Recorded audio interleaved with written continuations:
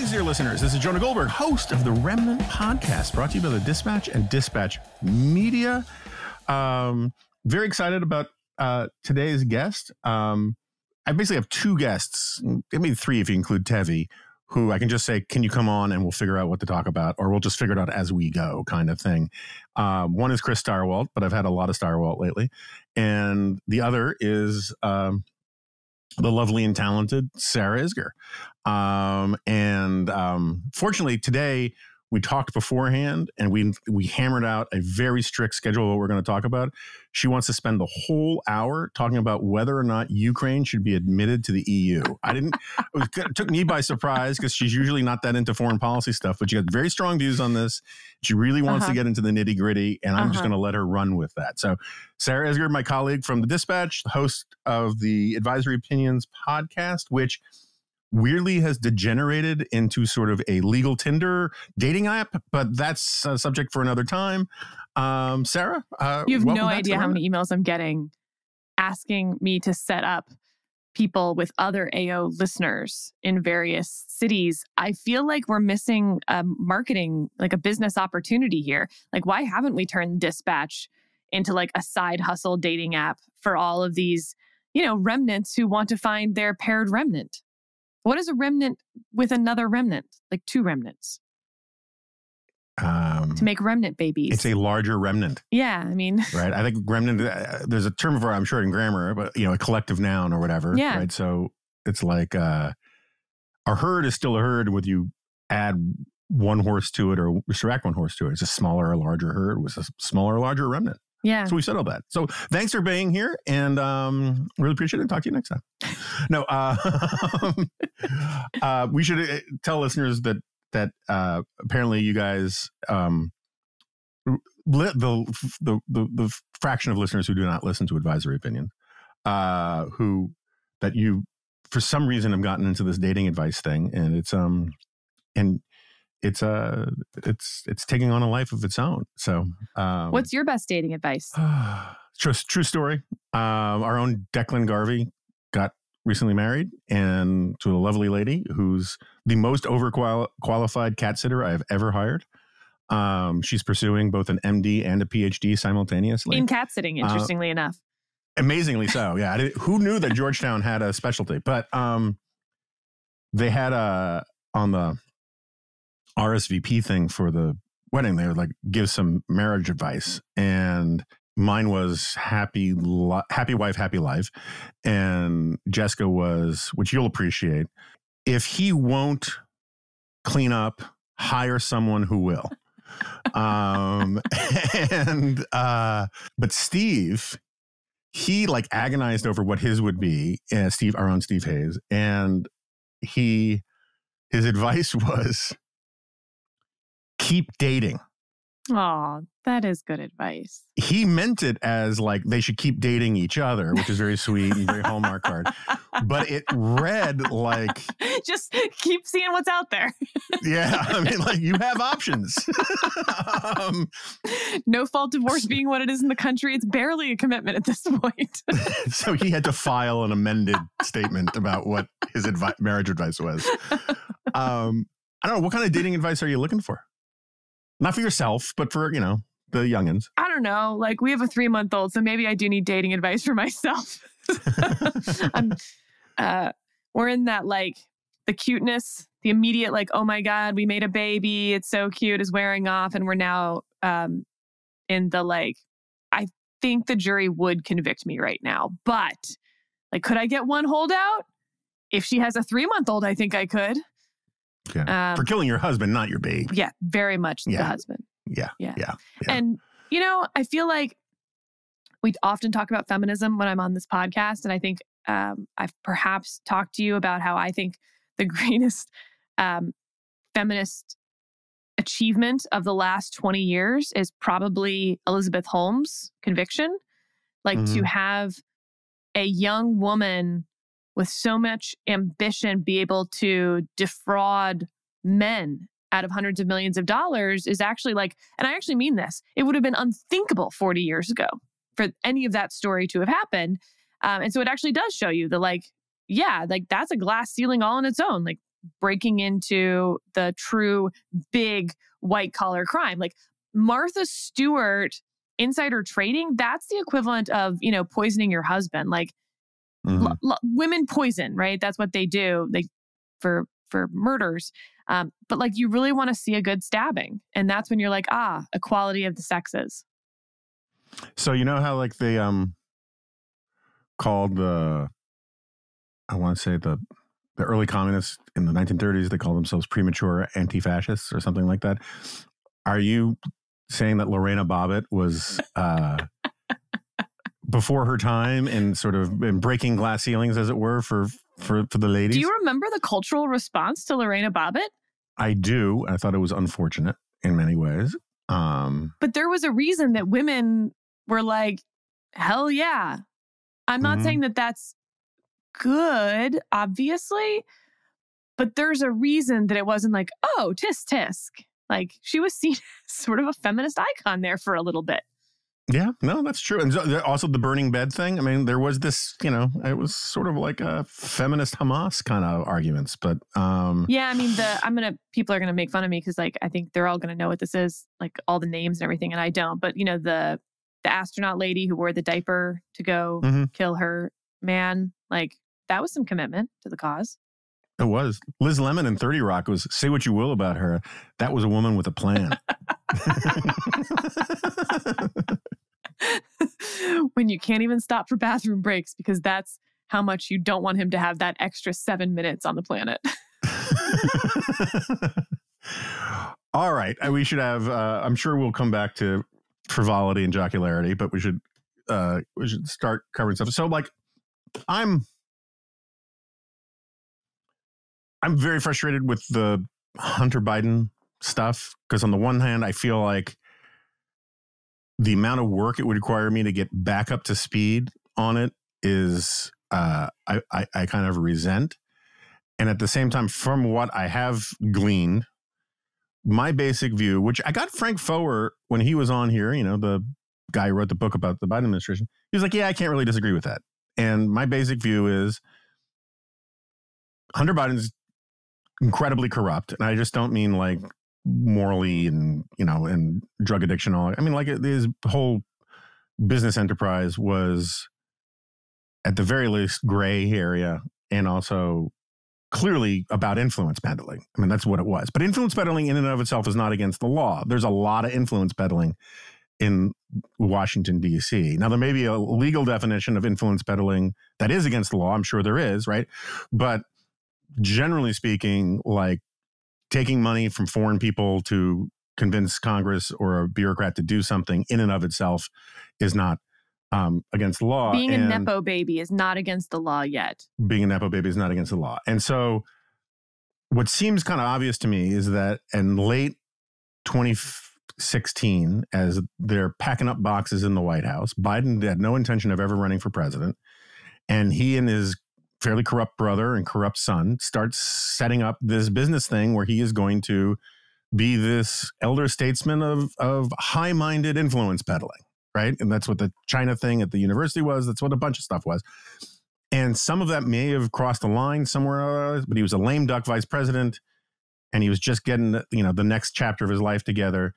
And then he did do like real influence peddling stuff, or at least Hunter did on his behalf, and how much connectivity there is, I don't know, which is all gross and unseemly, but not necessarily against the law. And what the Republicans have tended to do is decontextualize the timeline to make it sound like that Hunter was collecting bribes from foreign powers while Biden was vice president to change policy, which would be impeachable and against the law. So I'm sure I'm missing some other aspects of it, but that's my big picture of it, is that Hunter is a corrupt, skeevy dude. Biden stuff, dad stuff was unseemly. The brother stuff is unseemly. And there may even be crimes somewhere in there, but it's not the grand foreign bribery, collusion, corruption, Biden crime family thing that a lot of people are making it out to be. Is that fair? And the Biden special counsel investigation is kind of like a slow walking fake investigation to a certain extent, but we can take those as two separate claims. Yeah, let me take your first one, because I think I do disagree on the margins of that. And let me tell you some of the places where I would have changed the emphasis. Joe Biden thought that Hillary Clinton would win in 2016 and that he would never run for president. That's true. Mm-hmm. But as soon as she lost, he certainly knew he was running for president. And that's going to be an important moment in your timeline, because while they had decided to make boatloads of money based on his last name, something that, by the way, the Clintons had done, the Obamas had done, though again, not from foreign governments, like making money after you're president, not unusual, and coming up with how you're going to do that, fair enough. And of course, because Joe Biden's relying on his son and brother to sort of come up with this, like it was always going to be gross and skeezy. But at the point that she loses and he knows he's running for president again, it does take on a bit of a different tenor, don't you think? Mm-hmm. Mm-hmm. Because all the money is going to get collected when he's not vice president, but now knows he's running for president again in a few years. Okay, so that's one area that I disagree. So are you basing this entirely plausible claim that the moment Hillary lost, he knew he was running for president? Are you basing that on some reporting, or is that just because that's who Joe Biden is? He always wanted to be president, and you're just assuming it's the case? And that's how long it takes to run for president. Yeah. Like, could he have made the decision 6 months after what I'm talking about? Sure, but not much after that. Okay, fair. It takes about 3 years to really do the whole thing. And like the idea that you'd spent that fourth pre-year being like, well, I don't know. Like, of course he knew. I'm sure, yeah, all sorts of things. So the other part that I think is more important that I disagree with, and we probably don't disagree on this, I think you just left it out. Mm-hmm. Of what we know now, of the evidence we have now, everything you said is true, but there's lots of things we don't know yet, I guess, is what I would say. So yes, of the evidence we have now, you end up with sort of this skeezy influence peddling, taking money from foreign governments when he's not vice president, all the things you said. But we don't know about what really was going on with Hunter and the brother while he was vice president. Mm-hmm. And we also don't know what promises were made, like stuff that could actually cross the line, even in that interregnum period between vice presidency and presidency. So everything you said was correct on that in terms of the evidence we have now. But I feel like, a pox on everyone's house for not caring more to find more. Because, right, the Republicans don't really want to find more because they're afraid they won't find it. Mm-hmm. So they don't have a lot of interest because they already think either they don't think they'll find it or they think they've already found it, whatever. Like, it's not the most competent congressional investigation I've ever seen. Democrats have no interest, obviously, in finding out whether Biden was corrupt. It reminds me in a totally different way, but of the Clinton stuff, right? Like, wait 20 years and then we'll condemn the rape. Right. I don't doubt that if there is there that Democrats, when Biden is no longer eligible to run for president, will condemn the whole thing as being super corrupt. But right now, it's a little like the George Santos problem within the Republican Party. Like, you want to know why McCarthy and Elise Stefanik and all these leadership people didn't vote to expel George Santos? You think it's because they like George Santos? No, They hate him. They think he's a clown. But they also have a 5-seat majority and, a seat here, a seat there. And all of a sudden, Mike Johnson ain't speaker anymore. So yeah, they were willing to keep George Santos in for that buffer. Same thing, right? They may not like Biden. They may wish they had a different nominee, but like right now, he's it. They can't take him down and risk losing the 2024 election. So they'll worry about the corruption issues later. So is that a decent addendum to your? Yeah, no, that's totally fair. And, and I will add, like, I think it is entirely possible that Hunter Biden did things like with the gas stuff in Ukraine and Kazakhstan and all that never mind China, that should land him in jail. It seems entirely possible. And this is a very AO adjacent peeve of mine, where I cannot stand the conversations about this stuff on TV on either side. And one of the peeves I have gets at almost every legal controversy, criminal controversy in politics for the last 25 years, where people will say, first of all, there's only circumstantial evidence. Circumstantial evidence is this thing called evidence. Like we use circumstantial evidence all the time. Yeah, like they use it in trials a lot because if they had direct proof, the thing wouldn't go to trial, right? If they actually have you on videotape murdering the cashier at the bank, they don't need to provide the circumstantial evidence of seeing you run on camera from the bank, right? And the other thing is people confuse and conflate evidence and proof all the time. So like there's an enormous amount of evidence that Biden did corrupt things. There's an enormous amount of evidence that that Biden lied about what he knew and when he knew it. Now, I think the evidence about him lying is sufficient that you can actually say it proves that he was lying. But then there's the other evidence, which is just it points in a certain direction. You can rebut its relevance and all that kind of stuff. But people who say there's no evidence, they make it sound like there's no evidence. There's just a lot of evidence. Let me give an example that I think we're in violent agreement on. There's these various emails or texts from Hunter Biden that will say things like, 10% for the big guy, or the text he sent to his daughter that is egregious parenting, if we're going to call it that. I'm not sure he really should qualify as a parent. Where he's like, at least you don't have to give 50% of your income to your father. So that is absolutely evidence, as you say, Jonah. Right. The problem is, how much credibility do you give that evidence when Hunter Biden's also a liar? Right, sure. And so Hunter Biden lying to his daughter, totally plausible to me. And so I think when you hear people saying there's no evidence in any situation, OJ or otherwise, there's evidence and I don't find it credible, is actually a more accurate statement. I think for me, I would say there's evidence and I don't know whether to find it credible because there's such a plausible narrative that Hunter Biden is so unreliable. I don't know whether he's on drugs when he's sending these text messages. Who knows?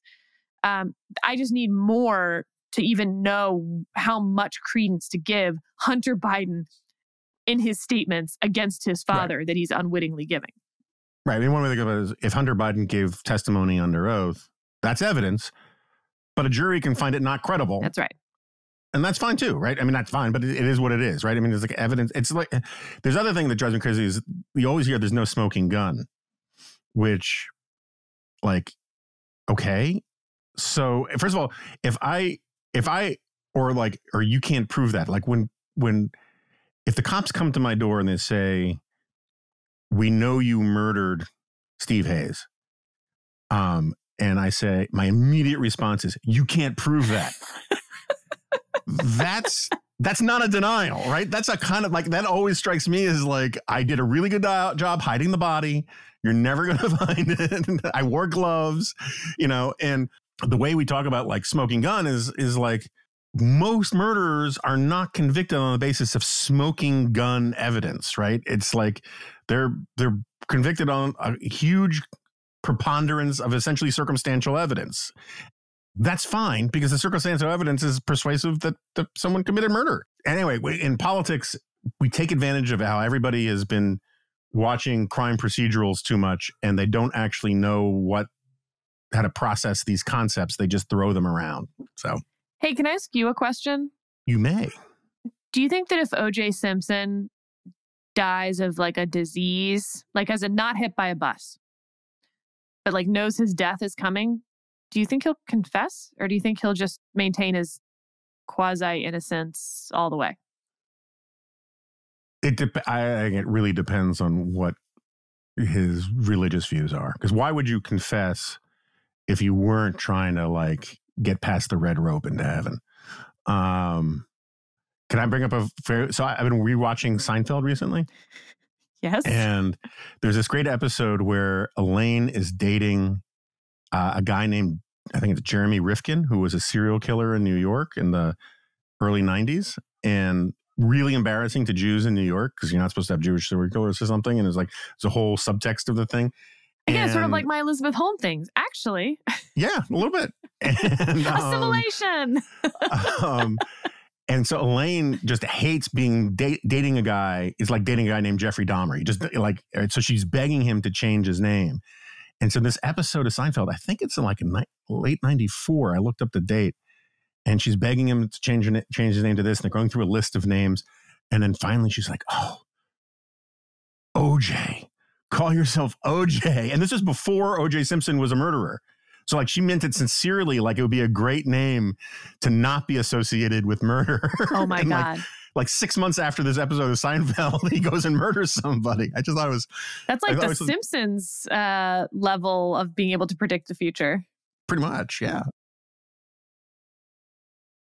Anything further you want to throw in here on the pile for the Hunter Biden thing? Well, you also mentioned the actual investigation. The special counsel did. The once and future indictment on the tax and drug charges. Tax and gun charges that's related to the drugs. That has, turned into almost more of a mess for the Department of Justice than it has for Hunter Biden. I mean, don't get me wrong. Hunter Biden's the one in actual jeopardy here, but the backbiting and congressional hearings and everything else on how DOJ has conducted itself in the course of that investigation, I think is now unfixable. The narrative's so baked that even if it turns out everyone did everything right and whatever, I think the horse is already out of the barn on that. And I think it has really undermined DOJ's credibility with the right. Now the right was primed to undermine DOJ's credibility, don't get me wrong, but I hate seeing stuff like that and it really bothers me. It was a cell phone. I'm just not, it just feels like what's the special counsel's name guy? The Weiss. Delaware guy? David Weiss. Yeah. I mean, it just feels like he was asked to sort of slow walk this stuff to me, but we don't need to get deep in the tea leaves on all of that. All right. So where should we go from here?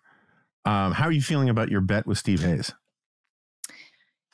And just so everyone knows, this is the bet where I originally said that Trump would be the Republican nominee, and Steve said, no, he won't. And this was back in more than a year ago now. So pre the 2022 election. And then Steve doubled down and said, I also don't think Joe Biden will be the nominee. And I was like, yeah, I'll definitely take that. I feel really... And would you say in your defense that back when you guys made the bet, DeSantis was pulling ahead of Trump. I mean, Trump was not looking good, or as good as he is now. A year pre-indictment, his poll numbers were not what... Yeah, and this was even before anyone was really polling it much, right? I think it was August or September of 22. People were talking about it, obviously. But there was this DeSantis rising thing. And there was a moment where Steve felt pretty good, right after the 2022 election, where he was like, aha, see? And I've maintained my confidence throughout. I still maintain my confidence. There's always been this problem of when you're talking about two dudes who are this age, Steve may sort of win with God's help. That will be annoying because it won't then really be the brilliance of Steve's political mind so much as actuarial tables. Okay. So if that happens, I'll be annoyed. But just again, actuarially, it actually is unlikely to happen. It's just more possible than for other people. So I feel pretty good. I certainly, this idea that Joe Biden's gonna, at the State of the Union, surprise announce he's not running for president is a real misunderstanding of who Joe Biden is, in my view. This idea that Joe Biden is this avuncular, kind-hearted sweetheart of a person is just not what people will tell you who actually spend time around him. He yells at his staff. He's considered an a-hole. And he's incredibly self-absorbed, without a whole lot to back it up. As you might imagine, if you've paid attention to any part of Joe Biden's career. I mean, Jonah, you're such a fan of pointing out every time there's one of these OMG, Joe Biden has lost it moments. They're like, nope, Right. That's what he sounded like in the 80s, y'all. Yeah. Like, that's sort of what I think of Joe Biden's personality. Like, what, you guys think he had a personality transplant when he became a grandfather? He didn't. He's the same dude who, like, you know, is all hat, no cattle when it comes to his own abilities. So yeah, of course he's going to run for president again. And this isn't like, oh, why isn't his family supporting him to not run? Like, because it wouldn't matter. He wants to run again. Again, acts of God aside, I feel very good about that side of the bet. It helps also that there's no obvious next, right? The Kamala Harris problem looms so large that even if there were an act of God, it's like Kamala Harris or bust. This idea that Gavin Newsom is going to just be able to like come in and everyone can get behind him and ignore Harris is not the reality on the ground. It may be the political reality that we all know, but it's not how that will work. So because the Democratic Party's in a bind, they're way better off with Biden than anyone else they could. And yeah, I get Joe Biden is down in the polls right now. I think that is misleading people. Joe Biden is down in the polls right now because Democrats are less happy with Joe Biden than Republicans are with Donald Trump. Wait till you get to September. Wait till there's $1 billion spent and those Democrats come home, so to speak. The numbers, I think, it'll be a dead heat after Labor Day, is my prediction. So two things. The short one first. I think you're underappreciating the power and the importance of Gavin Newsom's hair. And then secondly, the hair creeps me out. Isn't that weird? But I'm married to someone without hair. So we're recording this on a Tuesday morning, and The Atlantic has come out with this big 24 contributor issue about how terrible the next Trump administration would be. Obviously, I think both of us are sympathetic to one extent or another with most of the arguments in there, even though we haven't read it, right? Yep. And now the New York Times this morning has a similar piece about how terrible it will be. None of these arguments are particularly new to either of us. But it does seem like people have settled on, in part because of this, Robert Kagan had a piece in the Washington Post about how Trump's setting himself up to be a dictator. And I have very conflicting feels about all of this. And, but I am curious, first of all, what do you think of it on the merits? And second of all, whether or not you think politically the dictator talk actually hurts Trump the way a lot of these people think it does. Because like the indictment stuff has not hurt Trump. And the more I don't want to say extreme, because there might be real merit to the dictator accusations, but the more extreme sounding, the more histrionic sounding the criticisms of Trump are, the more normal Republicans rally around Trump. Yes. And so a lot of the sort of reassuring, let's tell the MSNBC audience exactly what it wants to hear about Trump stuff actually helps Trump. And so I'm wondering if politically how you think this stuff plays out. I just can't emphasize enough that the more extreme, the more histrionic, as you said, the warnings about Trump, here's what a Republican hears. A, they're hearing echoes of, George Bush is racist, John McCain is racist, Mitt Romney is racist. Oh, that didn't work anymore? Well, now we're going to say that they're fascists. They're all fascists. Now we're going to say... Which, just for their historical record, they said about Barry Goldwater and Ronald Reagan and Richard Nixon. So Anyway, what's old is new again here. So. And now it's like, oh, he's going to be a dictator. And so Republicans are hearing like, oh, you have no evidence for that. And maybe asterisk that for a second because we can come back to it. But you're saying that for political reasons. You're saying it because like the hedonic treadmill of fear, like your old threats aren't working to turn out your voters as much. So you're just having to like up the dosage. That's what Republicans are hearing. And as you said, like, there's actually a lot of evidence for that. That as like previous threats sort of lose their traction, you just make bigger and more salacious threats about what will happen if a Republican wins. And again, they've undermined their own case so much by, for instance, supporting the extreme primary candidates against the Republicans who voted to impeach Donald Trump. Not to mention, of course, rooting for Donald Trump in the 2016 primary. These media outlets that gave him endless coverage in the 2016 era, all of that. So, like, if you really thought he was this big of a threat, you'd be acting differently, is also what Republicans hear. And I think there's a lot to that, honestly, but it also doesn't mean that it's wrong. Right. And that's the fear. You subtract January 6th, which I know is a big subtraction, but subtract January 6th for a second, and we heard a whole lot of the threat that Donald Trump was during his first term. And while I think everyone knows what I think of Donald Trump's first term as president, a lot of those things did not come to pass. And certainly none of the most extreme ones came to pass. Now, the reason you can't subtract January 6th, of course, is because I think that you can have an actual disagreement on what Donald Trump's purpose on January 6th was. I think that there's an argument, of course, that Donald Trump wanted to remain in office by all means necessary. He was ignoring the Constitution, et cetera, et cetera.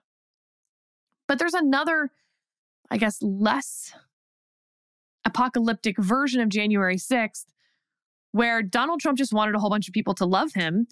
And that's how they showed their love. And he accepted that token of love. Is that like a weird way to say it? But like, this has always been about Donald Trump. It's actually not so much that I think he wants to be president or even has some vision for what he wants to do. In that sense, he's very much not Hitler. Hitler had a plan, man. It was an evil plan, but he had policies. He had a plan. He knew what he wanted to do in power, and he wanted the power. Donald Trump has a different psychological profile. So that's all to say, January 6th was really bad, and it was the fruition of some of those apocalyptic predictions. I also think that it's a little hard for me to give credit to the people who predicted that Donald Trump wouldn't peacefully leave office, because they said a whole bunch of other things that didn't come true, and then they happened to be right about that one. Like, were they just so much better at predicting Donald Trump? Or did they just keep saying these horrible things are going to happen, and then one of them happened? I kind of think more of the latter. So now that those same people are saying, I predicted January 6th, and now I'm predicting this horrible thing, you sort of have to get multiple predictions right in my book. It's like the, billionaires who create one company. It's like, well, I don't know that you were that brilliant for thinking of that idea. Lots of people have ideas. It's the timing that matters. It's the funding. It's all sorts of other things. Now you create 2 or 3 businesses that make $1 billion or whatever. Or you bet on the stock market crashing multiple times. Like, when you have that many people betting, someone's going to bet correctly on the 2008 collapse. You've got to bet correctly multiple times for me to think that you have some insight. So that's a little bit where I am on Donald Trump, I guess. Yeah, I mean, I hear what you're saying, and I'm perfectly happy to call out various people writing for The Atlantic about being wrong about X, Y, or Z. That's fine. I was wrong about X, Y, or Z, according to rumor, too. But at the same time, like, I say this with love, there is the whiff of a kind of whataboutism coming off of it, in the sense that, sure, these people are imperfect prognosticators and critics of Donald Trump, as are we all. Yep. That said, I mean, so like one of the things which I thought you were going to bring up, which you didn't, which I think is an important thing just to remind people, is like, So from various reporting, New York Times and elsewhere, and also Trump's incredibly useful Truth Social feed, he wants to try Mark Milley. He wants to try Bill Barr. I think Rosenstein. I'm not sure. He was not named, but it said other Justice Department officials. So that could include Rod. It could include me. Hard to say, right? So yeah, you'll be in that, because we're going to have Napoleonic criminal code now. So you're going to be in that cage. Yes. In the courtroom, which would be kind of cool. And I will just, I'm your feminist ally, and I'm not trying to make any, sexist claims here. You can pull off the orange jumpsuit better than Bill Barr. I'm just going to say it. That's so kind. Yeah. And so, and the thing that I think must rankle some of these people is how they were all, present company included, accused of being enablers of Trump, when now the exact narrative from both the left and the MAGA right is that these people, you people, were thwarting Trump from fulfilling his true self, right? I mean, that's the weird thing now. Well, Jonah, it depends. Am I trying to get a job? In that case, I was enabling Trump. Are they trying to attack Trump? In that case, I was thwarting Trump. Right. Yeah, but I mean, I was on CNN yesterday. There are lots of people out there, saying we're not going to have John Kelly. I mean, I was on with John Carl, and we're not going to have people like John Kelly and Bill Barr holding Trump back, preventing Trump from doing these things. And that's right. But for 4 years, we were told that these people were enabling Trump to be the worst president ever. And at the same time, that hypocrisy notwithstanding, and I'm not accusing John Carl of hypocrisy, I'm just saying that generally that was the tenor of that kind of talk back then. That said, I think we can both agree that a Trump administration staffed by, people who treat Steve Bannon's War Room podcast as friggin' gospel, and all of these sort of fifth-rate poltroons and people who say the Federalist Society is no good anymore because it doesn't know what time it is. That's a recipe for double plus ungoodness. And, Brett Devereaux, I hope I'm not getting him in trouble, but I was DMing him because I want to get him back on the podcast. You guys had him on AO to talk about Game of Thrones warfare, which is totally what you would have on a legal podcast for. And I do what I want. He makes this point about how, all this talk about, Trump just wants vindication and retribution, and he doesn't have grandiose designs beyond that. He says, yeah, well, that was a big part of why Caesar crossed the Rubicon, was he wanted to restore his dignitas, his sense of he felt he was being dissed by Pompey and those guys. And if Trump gets in there and he has all of these people who are going to say, that's a brilliant idea, sir, when Trump says, let's just take Greenland, that's very different than being surrounded by people who roll their eyes and say, we'll get back to you about Greenland. The litter carriers could aid and abet the concerns about authoritarianism, even if Trump's doesn't see it that way. Yeah, and can I put these stories into two buckets also? So in the one bucket are the anonymous sources say Trump wants to do X. Those stories in particular have proven so wildly unreliable. If you put them all together, less than 10% ever came to fruition. And so they make for really good headlines. They get a lot of clicks. It's in the media's interest to have these anonymous sources saying Trump is going to do an insane thing because we don't know who the source is. Therefore, we cannot judge the credibility of the source, both in terms of how close they are to Trump, their own motivations for wanting to say that. It's why I think we've seen such a rise in anonymous sources in the Trump administration in the first one, because if you knew who they were, they wouldn't have credibility. And so the reporters would rather have them as anonymous sources. That's not the way it used to be. It used to be the reporters would beg for people to not be anonymous. Right. They don't anymore. At least a lot of them don't. So the stories that, according to so-and-so, that we're never going to find out their name, Trump wants to do X, I give no credibility to.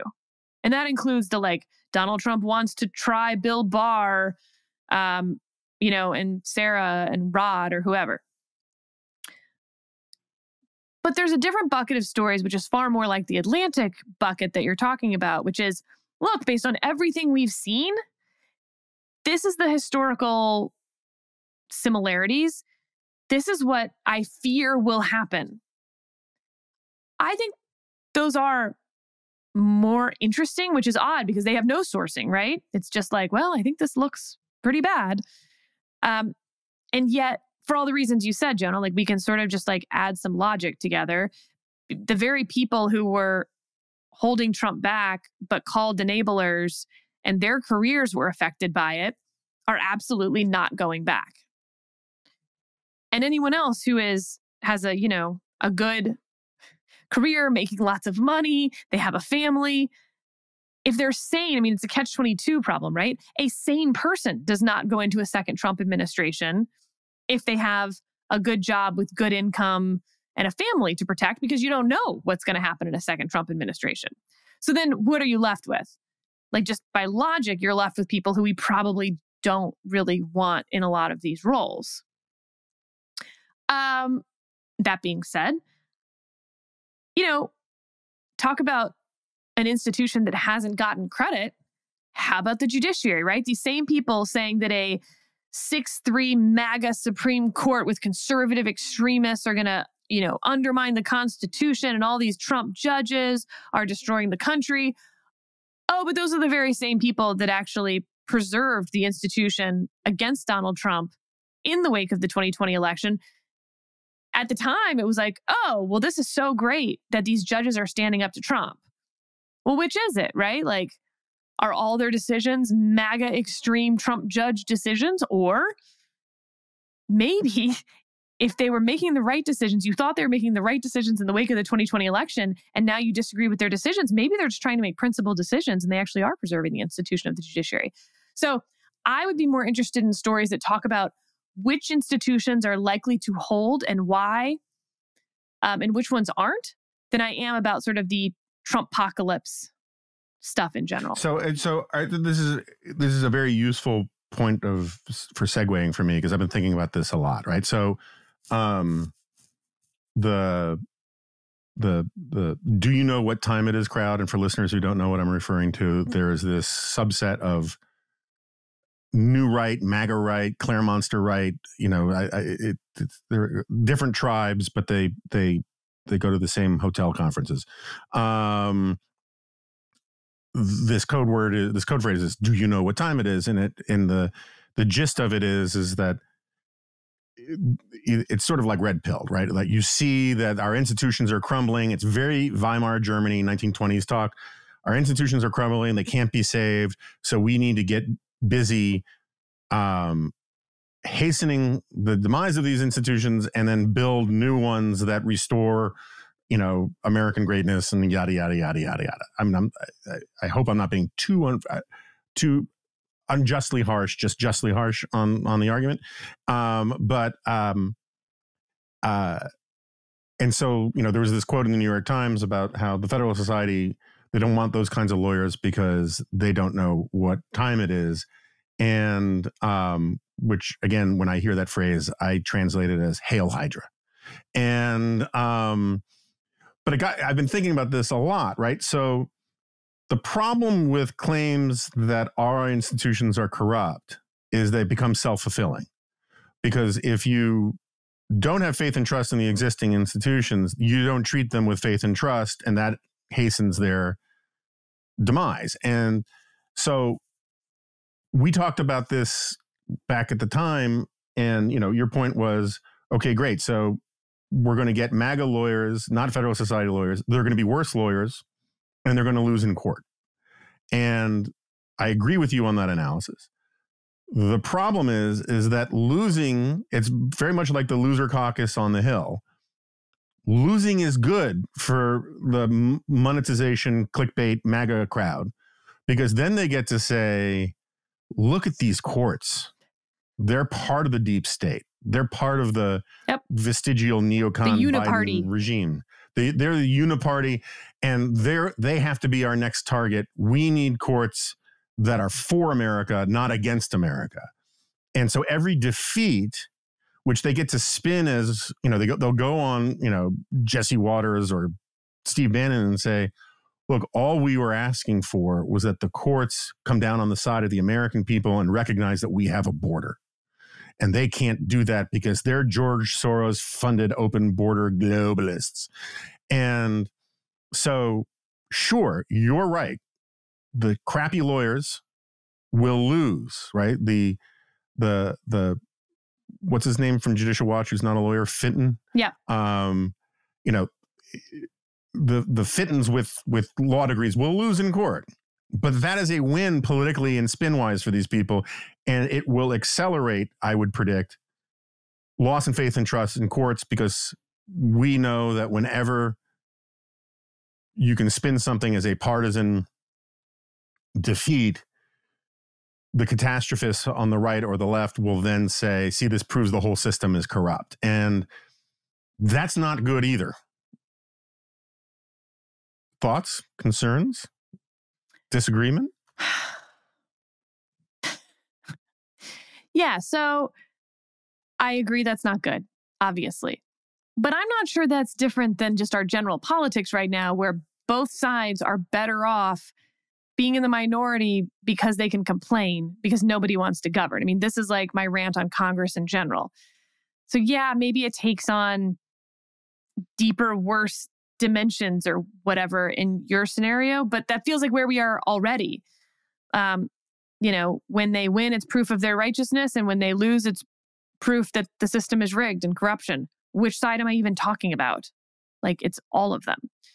Yeah, I kind of disagree with you just on basic analytical points, is that when Trump's lawyers try to defend their stuff, right, most of them didn't for January 6th stuff or the election stuff and all that.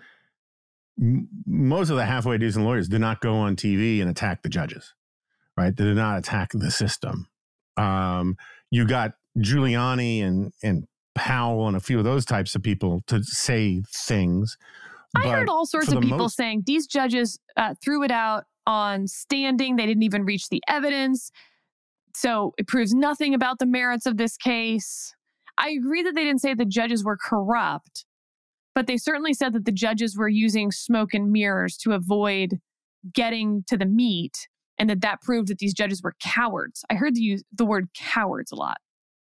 From Trump's actual attorneys, or just the right, the MAGA right? So I mean, the right. I agree. The right has said this, but there's a difference between, you know, like Ty Cobb, another guy who apparently, if they want to, you know, sew a live badger into. If not friend, why not friend-shaped badger?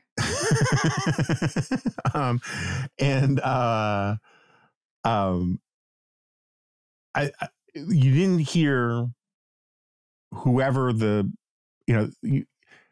Jeffrey Clark stands out because he's the one guy who talked like Jeffrey Clark, right? He's the one guy who talked MAGA in DOJ leadership. Well, if you're now looking to hire Jeffrey Clarks, that changes the conversation about the Justice Department in profound ways.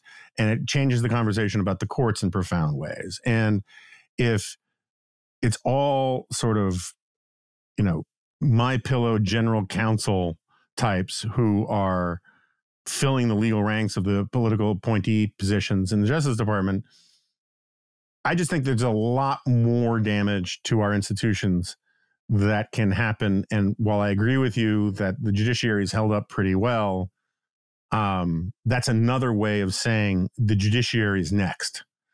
And that's something that should concern the host of a leading legal podcast. Okay. So here's what I'll say at this point in our conversation. I think to some extent, I'm trying to push back because you're in a super dark place. And I'm like, well, someone needs to be the light. Mm-hmm. But I'll be really honest. I don't know that I'm disagreeing in my heart with anything you're saying. Mm-hmm. And I'll even admit that my conversations that are not on this podcast are probably as darker than the ones that we're having now. Well, that's good because mine are lighter than the one I'm having on this podcast. So it all evens out. Because, I mean, let me phrase it this way. I think there is a range of things that could happen if Donald Trump gets a second term. I think a lot of people are focused on the lower end of that range for good reason, because the lower end is worse.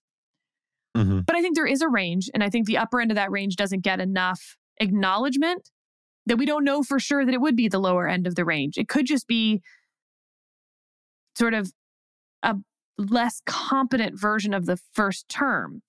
I think the upper end of the range is all these people who think like, well, Donald Trump's 4 years, that he got a lot of stuff that I agreed with done.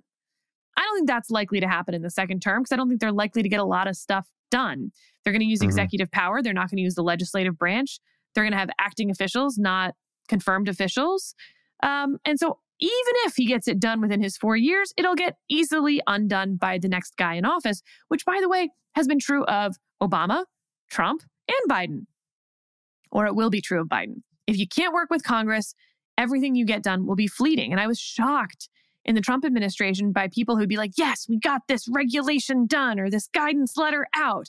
Whew, great for us. Look at these huge conservative accomplishments we're making. And then, 6 months after Biden was in office and all of those things had been undone, they were like, wow, I didn't realize just how ephemeral all of that was. It's like, yeah, well, how a bill becomes a law, man. Like, it should have been pretty obvious. So that's, I think, the upper end of the spectrum, the best case scenario. It's less competent. It's more fleeting, the successes, all of that stuff. But I think the lower end of the spectrum is pretty bad. And maybe not even I think people lack some imagination also on what the lower end of the spectrum can be, which you're getting to, Jonah, which is the institutional problem if the courts are so totally undermined for everyone, basically, that the courts just lose all credibility in what a country looks like without courts. But let me give them the other institution that to me is more the Roman Republic fall. And I know everyone's got a million theories of why the Roman Republic falls and all of that. Let me throw in my own. Not that, I'm not a historian. Let me try.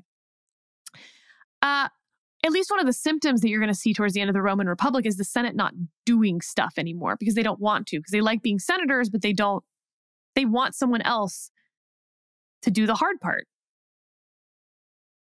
That's what we sort of have right now in Congress, isn't it? Mm-hmm. That's why we have all these executive actions, is because nobody can work with the legislative branch. So I think it's the darkest timeline is not just, Trump put Stephen Miller as attorney general. Yeah, that's not great, but honestly, it's not the worst thing that can happen compared to he unintentionally or intentionally or carelessly destroys the other two branches. And that, I think, is the darkest timeline. Everyone think it would be really kind of wild to watch an acting attorney general on live TV dislocate his jaw so he could eat a rat whole. So that would be new. That'd be interesting. Yeah. All right, since you brought up the Congress stuff, part of the problem is we're in violent agreement about the dysfunctions of Congress, and we've gone around this horn a million times. But I actually don't know the answer to this. And I just wrote my LA Times column about this. Were you in favor of booting George Santos? Or did you think getting rid of the norm of conviction first before expelling someone was one that we should have kept? Oh my God. I can't tell you how much I don't think that norm is particularly good. This falls under we need to disbar a lot more lawyers and we need to expel a lot more members of Congress. Yes, the people of that district elected him, and I take that seriously. But at this point, our congressional districts are pretty big. So the people can elect someone else very similar to George Santos if they feel like their pick was disenfranchised. For that matter, they can reelect George Santos.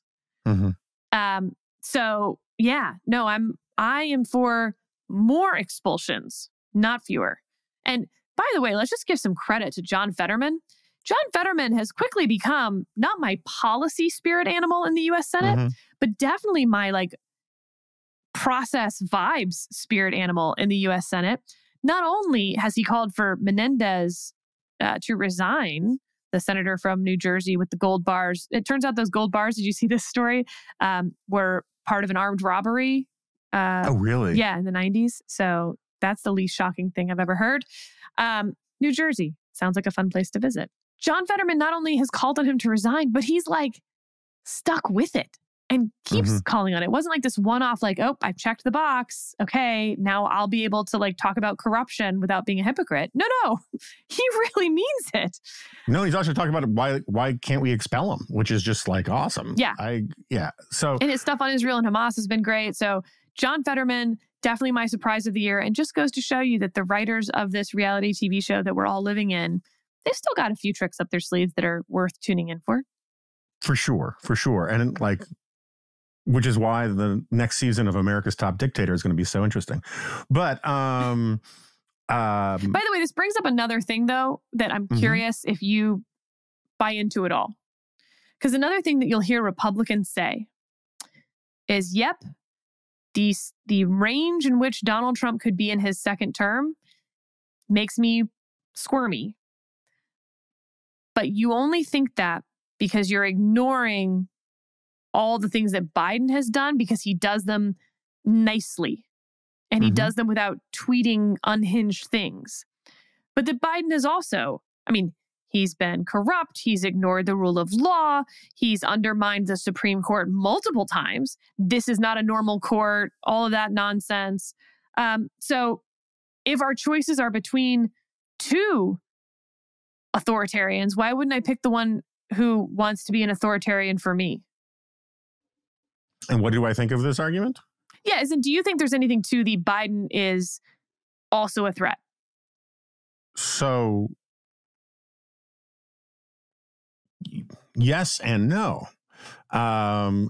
Yes, insofar as I think Biden has behaved terribly as a president in all sorts of ways. You know, the executive order stuff, I've written a ton about that. We talked about it a bunch on the Dispatch podcast. It's lawless. The student loan thing is, I think, it's just a lawless and it's a lawless effort in pursuit of a bad policy for bad political reasons. And at the same time, I really do think that the comparisons between Trump and Biden are kind of apples and oranges. And even though I thought Biden's rhetoric about, you know, Jim Crow 2.0 was indefensible and all that, I don't think he is the, you know, this paladin fighting for quote unquote our democracy that you know, people, the Democrats will say, at least when the camera is on, about him. That said, there is a de minimis, there's a minimum bedrock level of, I want to say, basic patriotism and respect for the institutions of government that, even though he stretches it, you know, and listens to Larry Tribe too much, which is to say he listens to Larry Tribe at all, that is not present in Donald Trump. I mean, Donald Trump, like, I believe the stories that we now are attributed to John Kelly, that he said that the people who died and were buried in Europe, you know, were suckers. I think he comes from that sort of family tradition. I think he comes from that sort of political tradition. I think that, you know, Trump was really interesting in 2015. Yuval Levin was the first person to point it out to me, was that Trump hated the term American exceptionalism. His whole argument about the role of America in the world was that we needed to behave more like, basically like the mafia on the world stage, grab whatever we can, you know, take their oil, all that kind of stuff. He thinks that judges who rule against him do it because they're disloyal. He thinks that people who present inconvenient facts to him are doing it because they must hate Trump. And the level and scope and degree and earnestness of his narcissism and his solipsism is such that I think he poses a much different threat to the functioning of the presidency and the executive branch, and you know, the mere fact that he was willing to throw away the tradition of the peaceful transfer of power in this country tells you all that you need to kind of know about where his priorities are. And And so it's very much like PJ's thing about Hillary and Trump. She was bad within normal parameters. Trump was bad outside of normal parameters. And I think that sort of applies to Biden and Trump. What I won't do is start saying Biden's awesome just because I think Trump is terrible. You know, like that kind of binary logic is completely unappealing to me.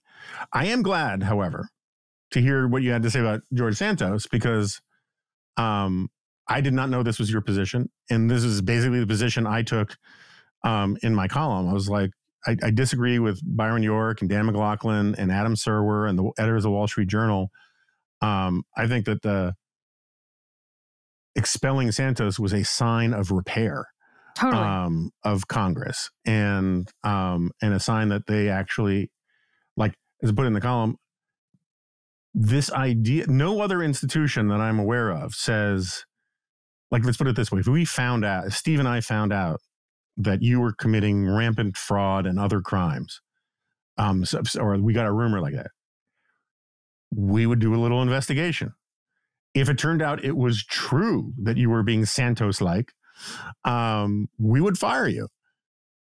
We wouldn't wait for you to be convicted in federal court to fire you. But also, and that's the argument that you're getting from these people, is that Congress somehow has to wait until the legal process goes completely free, when expelling someone from Congress does not deny them of life or liberty. And that's the reason why it offends me. That argument offends me, is it's so reminiscent of the impeachment stuff, where the Congress, outsourcing its responsibilities, as you were referring to earlier, wanted a criminal legal standard of evidence so that they didn't have to make a hard decision, right? And that's the way it worked in the Clinton impeachment. That's the way it worked in both Trump impeachments.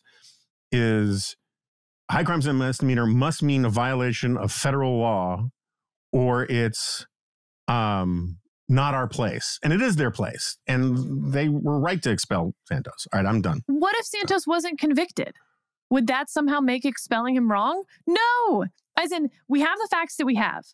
Let's say for a minute that either that doesn't reach the level of a crime, or for whatever reason, he's acquitted, there's a mistrial, jury, who knows what could happen in a criminal trial. But the standard isn't we're expelling him because he committed a crime. Then I guess I would say you need to have a criminal conviction to do that.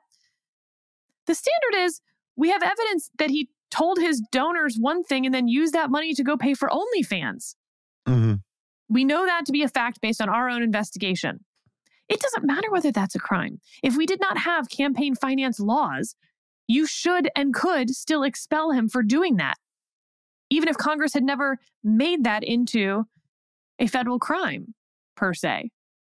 So I have no idea why people think he needed to be convicted of anything to expel him. I think that would be a huge mistake. Surely the bar should be different. And same thing with Paxton down in Texas. Same thing, again, with lawyers. Absolutely.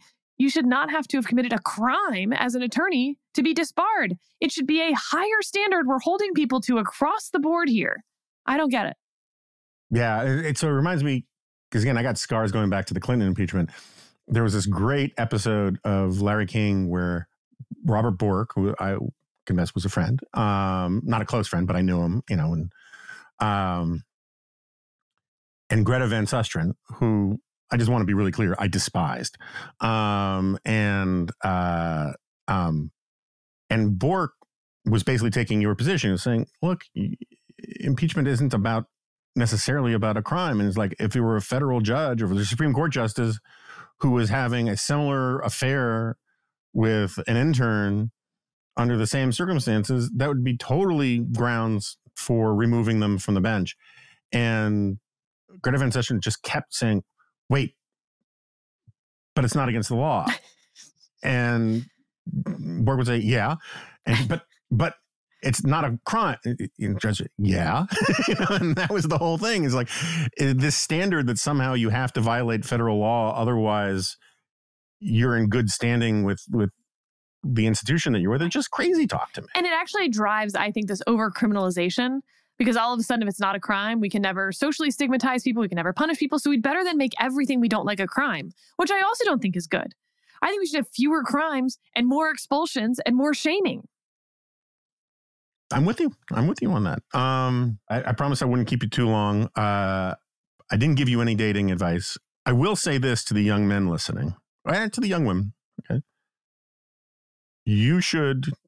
that men, first of all, should pay for the meals, regardless of whether or not the date insists otherwise, at least for the first few dates, until you get to a point in a relationship where the lady will be like, hey, look, it's my turn now. And there's something else going on there, right? You should pull out chairs. You should open doors. You should behave like a gentleman, and women should expect men to behave like a gentleman. And I know I sound like a fuddy-duddy on this, but this is how I dated. I'm not saying I did not make many errors later in relationships while I was dating, of sometimes grand and ethical scope, but the little things are really important, and they are tells, I would argue, about the kind of person that if someone is not going to, if a young man is not going to treat a woman that he's dating with respect when he is desperate to have sex with them, the idea that he will treat her with respect down the road is insane. It's like, this is part of the ante. And it's a really, really important thing to judge. If they're treating you like garbage when they really want something from you, that's a really bad sign. And if you dig it, that's a bad sign about yourself. All right, I'm going to add some for the ladies. Ladies, if you know you're not going to go out with the guy again, split the bill. It's one thing to have him pay when you might go out with him again, or are definitely going to go out with him again if he asks you. But if you are like, oh, there's just no way, just don't. Like, you don't need to take his money. It's a sort of, it's also maybe a signal to him that like the date didn't go that well. If there's a sort of polite way for you to do that. 2, always say yes to the date. You don't know. Like, some guy asks you out and you're not attracted to him. You're certain you would never marry this guy. Unless the reason you're not going to marry him is because he's, a violent criminal currently serving time or something. Like, go out on the date. You make a new friend, and maybe you're wrong about someone. So always say yes. And if those aren't good enough reasons, there's a pay it forward aspect.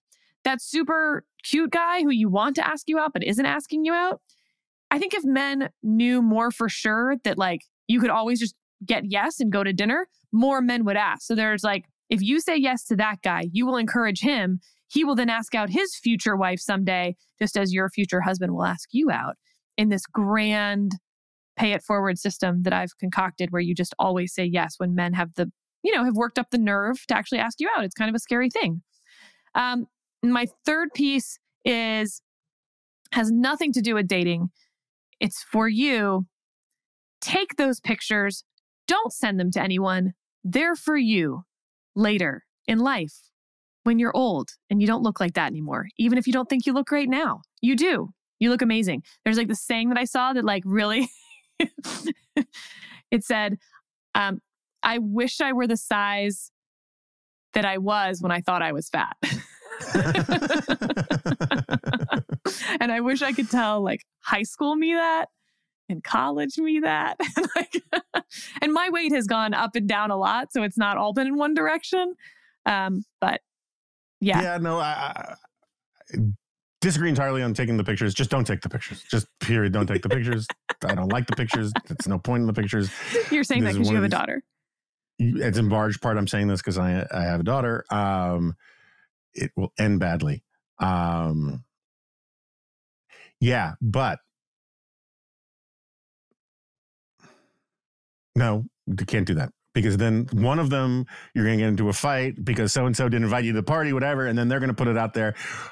Also, like, I mean, I have practiced a iron rule about not airing my kids' social life stuff in public, and I'm loath to get even close to it now, but like, I'm going to speak very euphemistically. In the recent past, she accidentally, no picture thing, but she accidentally put on a public Instagram thing, a thing that was supposed to be on a private Instagram thing or Snapchat or one of these things, whatever.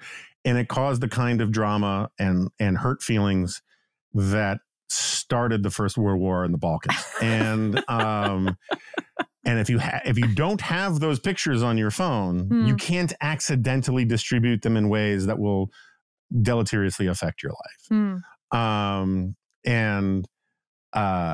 But on the body image stuff, I agree with that entirely. 25 years ago and 50 pounds ago, I thought I was in absolutely terrible shape. And now, like, that would be my ideal, wait. And I'm trying to think. Oh, I have one other piece of dating advice for girls. Okay. That I think a lot of people are going to disagree with. So I'm just open to that in the comments. I'm a big fan of getting the deal breakers out front on the first date. Like, I don't mean literally they walk in the door and you're like, let me tell you all the things that are difficult about me, but pretty quickly, right? Because if they're deal breakers, why would you hide that? Why would you pretend that you're someone you're not? You're going to end up being the person you are sooner rather than later. So I was always a big fan of like, yeah, I mean, I don't need to like list all of the things about me that are unpleasant now. This isn't a date. But if it were like, here's where I need to live. Here's what I require for, from my, person I'm dating in terms of attention or whatever. Here are the complaints that I've received most often from exes. So there's probably some truth to it that you should know. That'll tell you. I always got the complaint that I was cold. And like an emotionally unavailable, as it were. So this is a lot of information to take in before you've ordered the appetizers. Yes.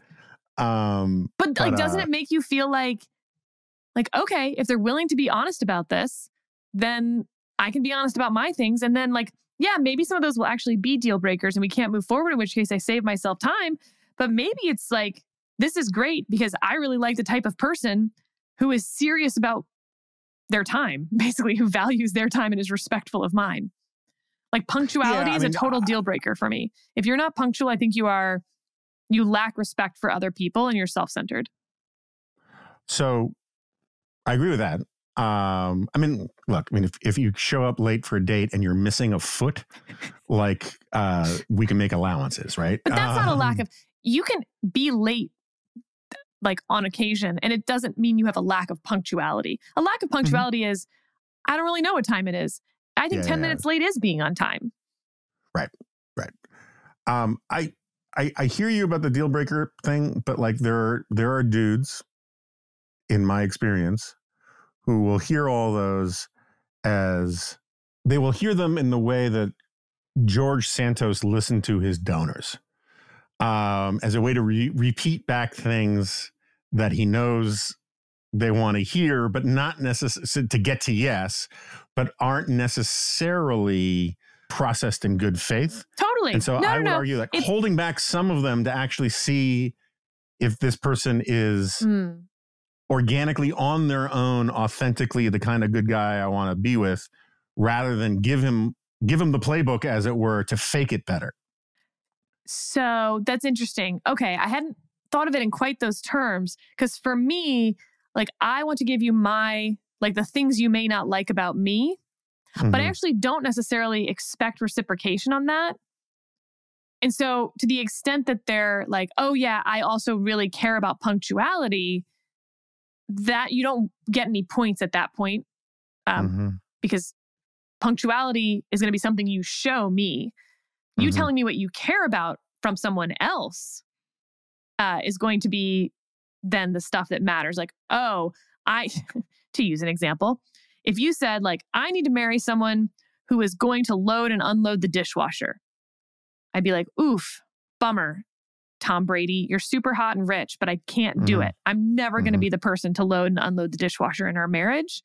So I could fake it. I could fake it for probably a few years even, but in the end, I'm not going to load the dishwasher. So it's the information that you're giving someone about yourself, I guess. I hear you. All right. So now that I'm thinking about this more, another piece of dating advice, and this sort of comes from my dad.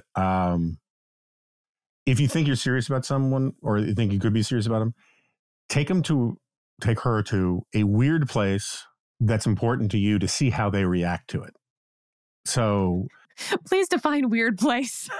I don't mean like a windowless van in the woods or anything like that. See how she reacts when she wakes up. When you let the gimp out of the crate, see, if she's into it, long-time readers, listeners will know, like the eulogy, which I post I link to every Father's Day about my dad, was called The Hop Bird. And there was, my dad loved zoos. Both my parents loved zoos. We went to zoos a lot as a kid. There was a bird at the birdhouse at the Central Park Zoo that didn't do anything except it randomly just hopped straight up in the air. And my dad took my mom to the Central Park Zoo on a daytime date and was like, I want to show you something. And my mom, my dad just says, watch this bird.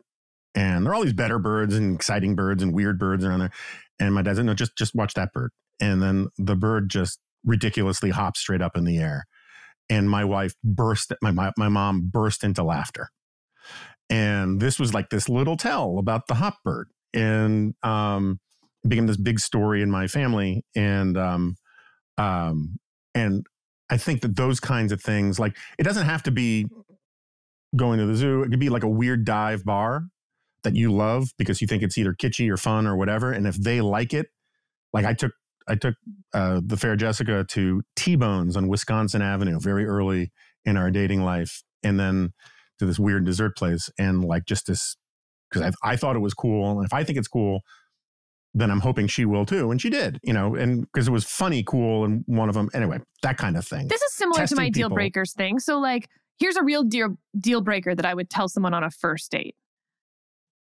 If we're driving somewhere and I see an injured animal on the side of the road, yeah, I pretty much don't care where we're going. It can be your sister's wedding, but like, I'm pulling over and we will render aid. And probably that animal will be in the back of our car. And that's why I keep a blanket and a box in the back of my car, because you never know when you're going to see that hawk that needs you.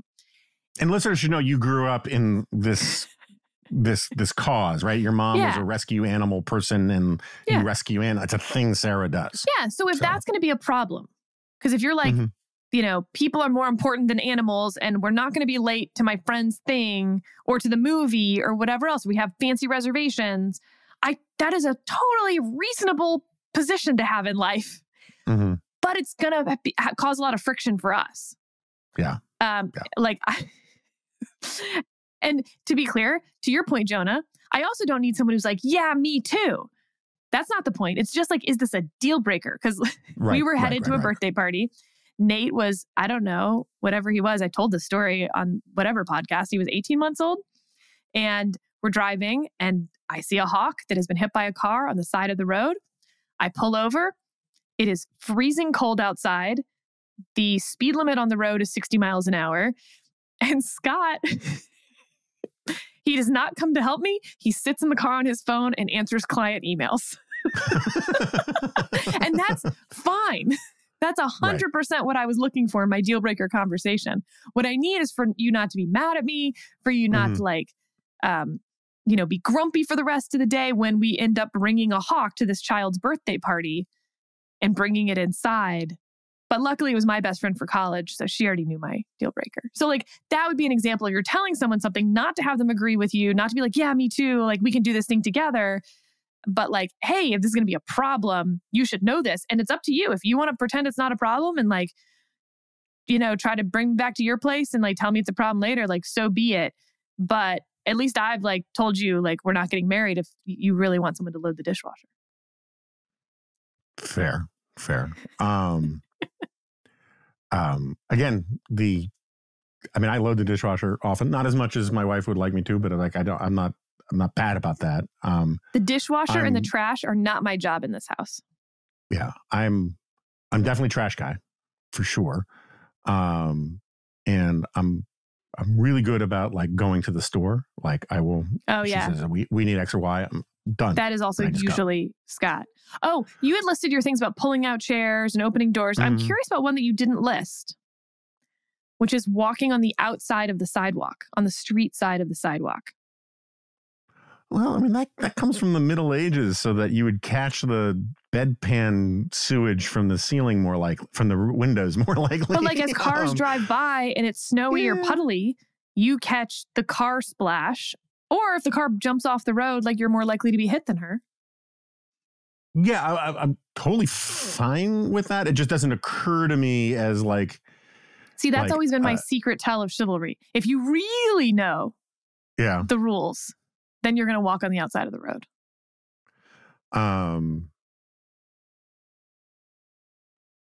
Fair. I just, I feel like this is a conversation I've had with women I've dated in the past, and I'm trying to conjure. The memory can play tricks on you about walking down the street with women from 20 years ago about whether you were on the outside or the inside.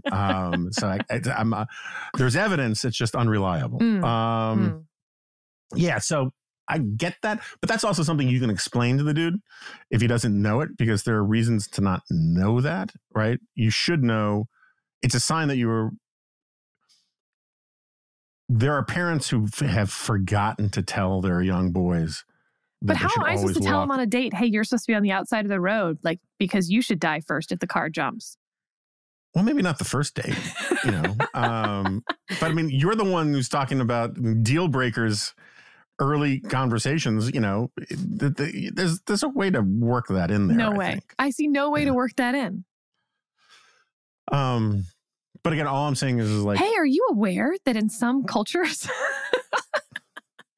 My point is like, it's a sign about how you were raised if you're not pulling out chairs or opening doors or waiting for people to get out of the elevator first, or, you know, these kinds of like small. Oh, but do you know the revolving door? So while you should be second, you should open the door and therefore be second going into a normal door. In the revolving door, men should actually go first because it's the weight, like the momentum to get the door moving. Okay. So I also judge men who don't know that and think that I'm supposed to go into the revolving door first. So something we talked a lot about in the 90s, and it's actually in, what is it, that horrible movie Singles? Yeah. The opening the door for the lady in the car, right?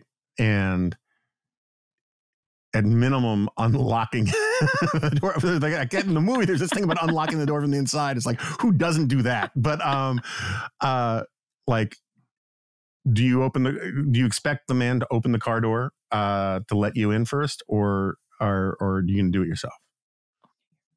Early in dating, I would expect the man to open the door, to walk around the car and open the door for me. And for instance, if Scott and I are on a date night, I would expect him to open the door for me, barring, you know, if there's something going on or like we're in a rush or whatever that happens. But like if he's being sweet or whatever, he would walk around and open the door for me. Yeah. But like at some point also, if you're just going somewhere, it does waste time. So like you don't need to do it every time. Fair. I like to do the, and it always impressed the ladies, the full Starsky and run up and butt slide across the hood of the car. But that would impress me differently, perhaps. Yeah. Yeah. Fair. All right. What about food sharing? Oh, I believe in food sharing. But like, I think that's something I would tell people as one of my deal breakers. Like, I'm a food sharer. I understand that, like, if you don't like that, this is going to be really annoying because it's going to be instinct for me to always go take a French fry from you. But I had then someone respond, no, I'm fine with food sharing, but I also care about having the first bite of my food. You can have my French fries, but you can't have the first French fry. And I was like, you know what? I can probably abide by that. I think that's a reasonable compromise. I thought it was.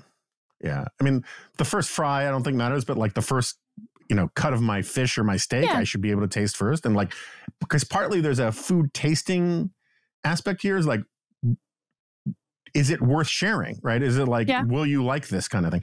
Gotta remember that. I also like the point of the pizza. I literally think that bite tastes better. And the point of the cheesecake. I can see that. I mean, I'm thinking through, but I can see that. So Jessica and I are very much in we're this is settled. This is just simply who we are. We don't even really talk about it at a meta level. We're into competitive ordering. And who ordered better is always part of the conversation. And I'm sure I've told you this before, but one of my absolute favorite German words is Futterneid, and it means food envy. And so if I order better than Jessica, her Futterneid fuels my Schadenfreude. But we're also plate switchers. Like if someone really likes what I have and I like what they have, we'll just switch. And I think that's because we're kind of foodie people. That is the most chivalrous thing that Scott does on our date nights, is when I like something more, or it turns out to have an ingredient that he knows I love, he will just give it to me like a male bird giving, me the worm or the better stick or whatever. And I really appreciate that. So long as he doesn't do it like a female bird and chew it first and then give it back, give it to you, desiccated and like the bowerbirds, where the male bird shows up with the shiny blue blue stone. Like that's what I think the equivalent of like, oh, I like this, but you'd really like it. It doesn't count, by the way, if it's just something he hates. That's just, he wasn't going to eat it anyway. This is like, no, he would enjoy it, but he thinks I would enjoy it more. It's the sacrifice that is the kindness. And then he unloads the dishwasher. That's right. And that's all I ask. All right. So apologies to the people who had no interest in this conversation going on for a half hour. I didn't know that was not my plan. But many of you were probably wondering, how is it that Jonah and Sarah have ever gotten married? See, this is how. There are seminars that probe this question. Sarah Isgur, thank you for being on. And I'll see you later this week on the Dispatch podcast. Sounds good. All right. So Sarah has left the studio. I fully anticipate there will people who will say, because I hear from a lot of people saying more Sarah content is always good. And I also get stuff from people saying you guys are too self-indulgent. Both things can be true. So I'll be interested to see what the feedback was on all of this. We're lining up some great guests in the days ahead. I also think we're going to, at some point, we're going to cross-post that Crenshaw podcast I did. You should know, since I was the guest, there were lots and lots of Remnant bingo card phrases and topics that you've heard from me before. But that's the life I have chosen. And I think we're due for another AMA quite soon. So if you want to send your questions to theremnant@thedispatch.com and ask your questions. I've told Guy that the more serious substantive ones, he should give me a little bit in advance so that I can do a little thinking on, so I can be more, I can do more due diligence, at least mentally, about some of these questions and give them the treatment that they deserve. So keep that in mind. And now is the time of season to get gift subscriptions for the Dispatch, for the people that you love and respect or want to educate in some way or another. So please go to thedispatch.com and check out our gift subscription offers. And if you're not a subscriber to the Dispatch, the greatest gift you can give is the gift to yourself. So check it out too. All right. With that, thanks for listening, and I will see you next time. No, you won't. This is a podcast.